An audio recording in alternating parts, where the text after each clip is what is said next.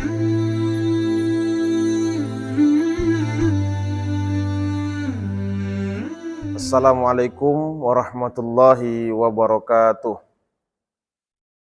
Alhamdulillahi rabbil alamin. Wahdahu wassalatu wassalamu ala man ba'atsallahu rahmatan lil alamin. Sayyidina Muhammad wa ala alihi wa sahbihi rasulillahi ajmain. Alhamdulillah, bersyukur kita kepada Allah atas segala nikmat dan karunia yang Allah limpahkan kepada kita, sehingga kiranya mudah-mudahan dengan nikmat-nikmat tersebut kita senantiasa menjadi hambanya yang istiqomah untuk menambah ketaatan dan ketakwaan kepadanya. Salawat dan salam tak lupa kita hadiahkan kepada baginda Rasulullah sallallahu alaihi wasallam.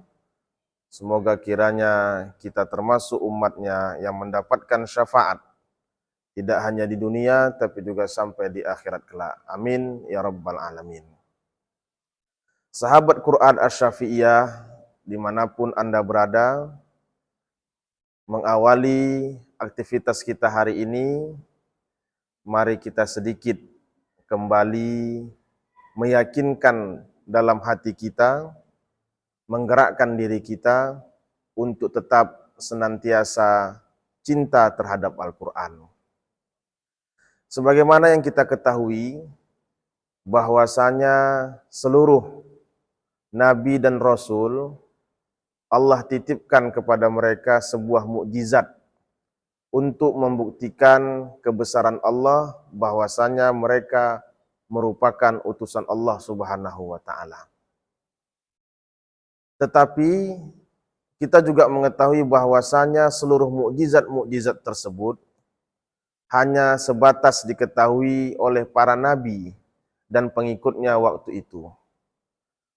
Berbeda dengan Al-Quran, dikatakan sebagai mukjizat terbesar Nabi Muhammad sallallahu alaihi wasallam, bukan hanya karena Al-Quran merupakan kalamullah, tetapi bisa dipastikan bahwasanya satu-satunya mukjizat yang dirasakan oleh nabinya langsung dan para pengikutnya sampai dengan hari kiamat, itulah Al-Quran.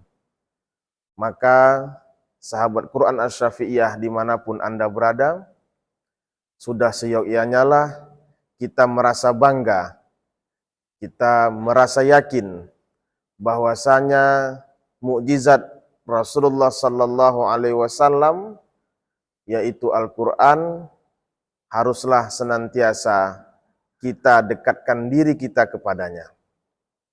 Yang kita khawatirkan saat ini bukan karena kita yang tidak mau mendekatkan diri dengan Al-Quran, tapi justru Quranlah yang selama ini tidak mau dekat dengan kita. Sehingga Quran merasa enggan untuk dibaca, Quran merasa enggan untuk kita bahas. Maka sahabat Quran Asy-Syafi'iyah dimanapun Anda berada, mengawali video kita pada kesempatan yang pertama ini, mari kita menggugah hati kita untuk menumbuhkan rasa cinta kita terhadap Al-Quran sebagai mukjizat terbesar Nabi Muhammad sallallahu alaihi wasallam. Rasa cinta itu bisa kita wujudkan dengan senantiasa membaca Al-Quran. Rasa cinta itu bisa kita wujudkan dengan senantiasa mengkaji Al-Quran. Rasa cinta itu bisa kita wujudkan dengan senantiasa memperhatikan para orang-orang yang senantiasa menghafal Al-Quran, orang-orang yang senantiasa dekat dengan Al-Quran, sehingga di balik itu semua ada hikmah terbesar yang Allah berikan kepada kita. Ada seorang ulama mengatakan, hayatun tahta zilalil Quran, nikmatun la ya'rifuha illa man zaqaha. Hidup dalam naungan Al-Quran adalah sebuah nikmat yang diberikan Allah, yang mana nikmat itu tidak akan pernah dirasakan kecuali orang yang merasakannya langsung. Maka tumbuh kembangkanlah rasa cinta itu melalui apa saja terhadap Al-Quran, baik dengan membaca atau mengkaji, bahkan memperhatikan orang-orang yang senantiasa menghafal Al-Quran. Sahabat Al-Quran Asy-Syafi'iyah, hari ini merupakan salah satu hari di mana kita harus merasa terketuk untuk tetap mencintai Al-Quran. Maka mudah-mudahan dengan video yang singkat ini, saya yakin kepada seluruh pendengar sahabat Quran Asy-Syafi'iyah untuk lebih mencintai Al-Quran. Kalau kita mencintai seseorang, maka kita tak segan-segan untuk menceritakan rahasia kita. Tetapi ketahuilah, ketika kita mencintai Al-Quran, justru Al-Quran mengeluarkan banyak rahasia yang penuh kita singkap, sehingga tergugah kembali hikmah-hikmah terbesar, menunjukkan Al-Quran sebagai mukjizat dari Allah Subhanahu wa Ta'ala. Semoga kiranya bermanfaat dan menambah kecintaan kita terhadap Al-Quran. Yakin dan percayalah, sehari-hari kita hidup dengan Al-Quran akan lebih bermakna dan indah, begitu nikmatnya dekat dengan Al-Quran.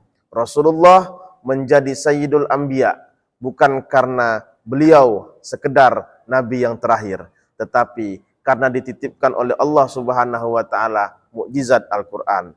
Jibril disebut dengan Sayyidul Malak bukan karena hanya sekedar menjadi pemimpinnya para malaikat, tetapi karena Jibril membawa wahyu Allah Subhanahu wa Ta'ala. Ramadan dijadikan Sayyidus Syuhur bukan karena banyaknya pahala, tetapi karena membuktikan unzila fihil Quran.